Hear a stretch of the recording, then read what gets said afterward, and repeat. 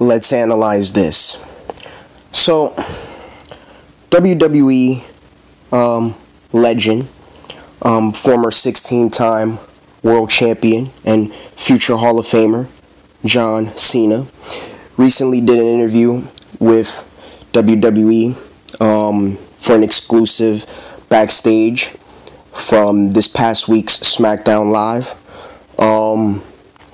And in the interview, he talks about his feelings on the man and former two-time SmackDown Women's Champion Becky Lynch. Now, for those of you who didn't see it, Cena and Becky Lynch had a tag team match on SmackDown against Andrade Cien Almas and Zelina Vega. So, he's going to give his thoughts on Becky Lynch. John, first of all, welcome back to SmackDown Live, man. I forgot to mention, towards the end of the match, there was a spot where Cena gave Almas the AA, and then Becky threw Cena out of the ring. And then I believe Zelina tried to roll her up from behind, and then Becky countered into the disarmer and got the submission. While Cena was out of the ring, Becky celebrated. It was a pretty funny moment. I know. You started at SmackDown Live 2002, and now you're back. How does it feel? I tried to express my sentiment out there. It always feels want to be back in WWE because it is always such an environment where anything can happen. Can we address how old Cena looks now? My God. He has aged. It's starting to show. It is starting to show, ladies and gentlemen. Well, he's almost 42 years old. I don't expect him to go any longer. I just want to point out one thing. The whole thing about him being a movie star now and kind of hypocritical because of all those years ago when he feuded with The Rock and he made all of the statements that he made. I think that, and this is just my opinion, I believe that from Cena's perspective, it was more like The Rock left us, the fans, left the WWE while still in his prime to pursue Hollywood. I don't think it was a thing of, oh, you left us out of nowhere to pursue Hollywood, because if really that was the sentiment that Cena was trying to give out to the fans and to everybody else in the company, then why didn't he criticize Hulk Hogan? You know, because Hulk Hogan did the same thing in '93. And back then, Hogan was, you know, there were rumors that he was going to retire and go into Hollywood. And he did, until WCW offered him that big contract and all of that damn money. You know, so why not criticize Hogan for doing the same thing? Hell, why not criticize Roddy Piper? Roddy Piper did the same thing in, what, 87? Shortly after WrestleMania 3? When he left to do the movie They Live. He became a part-timer right after that. So nobody mentioned these things, you know? It's weird. But anyway.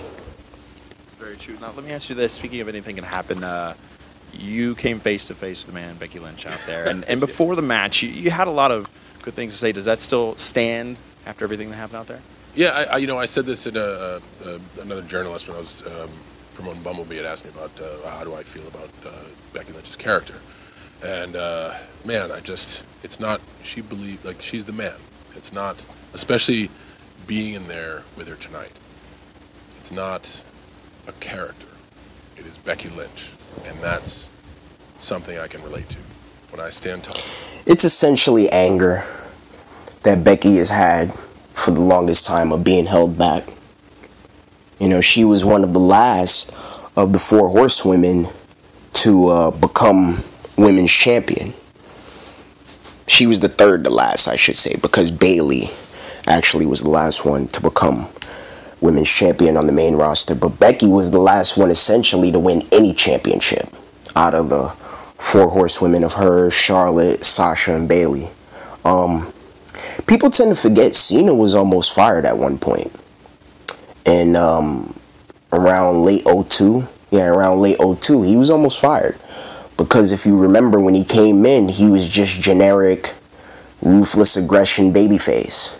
He had nothing to him. Literally no layers, no, no depth. He had no depth within his character. And similar to what Tyler Breeze went through in NXT before he became Prince Pretty, Cena was almost fired, just like Tyler Breeze was almost fired. And if you don't believe me with the Tyler Breeze situation, watch Breaking Ground on the WWE Network. If you don't believe me on a Cena situation, look up interviews. People will tell you this. Even Cena himself will tell you this, that he was almost fired. Even in documentaries he said this, that had he not come up with the Thugonomics gimmick, then he probably would have been fired. So this whole notion that Cena was always looked at as the future and the top guy of the WWE for the future, no. We gotta remember, that came out of nowhere. Because Vince did not anticipate Brock Lesnar leaving. When Brock came back in 2012 and told Cena, had I not left, you would be carrying my bags right now. That wasn't like complete, that wasn't complete kayfabe. That was kind of a half shoot. I wouldn't say Cena would have been carrying Brock's bags. He probably wouldn't be in the company that long, but he still would have been a part of the company. It's just that he wouldn't have had the success and all of the championships that he's been able to acquire had Brock not left in the first place. Because Brock was the face of the company. He was the next star, the next big thing.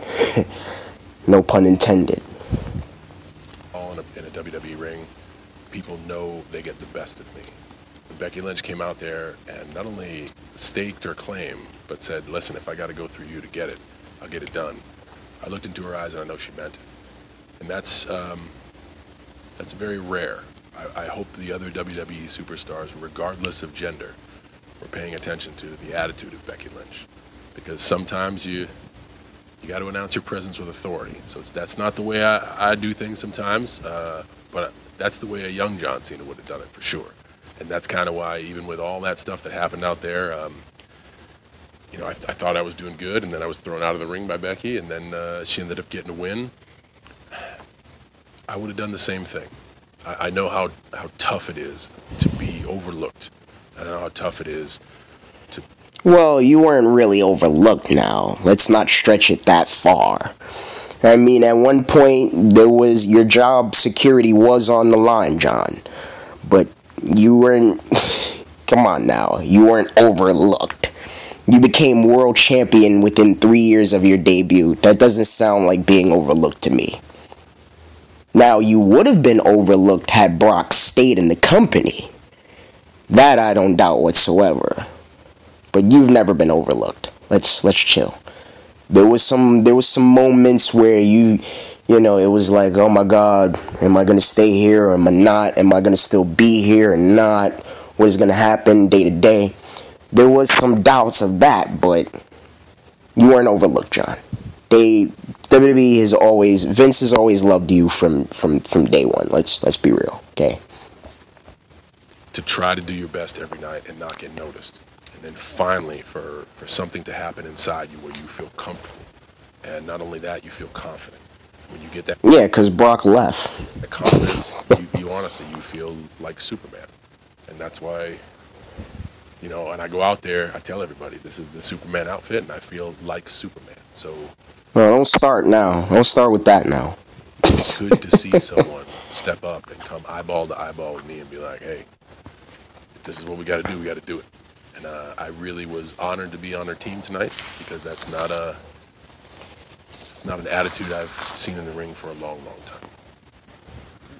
Did you say? Well, I agree.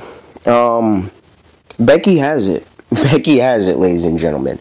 I wouldn't put her as my wrestler of the year or female wrestler of the year, what have you, because when I rate and when I analyze who was the big star of the year or whatever, I go with who was the big star of the year, not who was the big star of half of the year, like you peeps sometimes do.